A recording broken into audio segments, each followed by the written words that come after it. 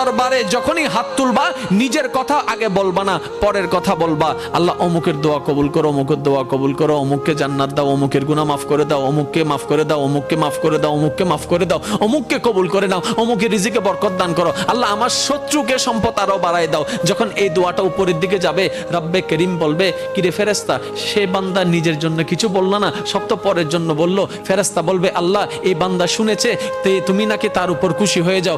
যে বান্দা অন্যের জন্য ভালো চাই, তুমি নাকি তার ভালো চাও। যে অন্যের প্রশংসা করে, তুমি নাকি তার সম্মান বাড়ায় দাও। আল্লাহ যে অন্যের জন্য মঙ্গল কামনা করে, তুমি নাকি তার জন্য বরকত বাড়ায় দাও। এই বান্দা সেই সূত্র বুঝতে পেরেছে, তাই নিজের জন্য চাচ্ছে না, সবার জন্য চাচ্ছে। রব্বে করিম বলে, তার দোয়া ফরিয়াদ কবুল করার ব্যবস্থা করো, কারণ যে অন্যের ভালো চায় আমি আল্লাহ তার ভালো করে দিই। বলেন সুবহান।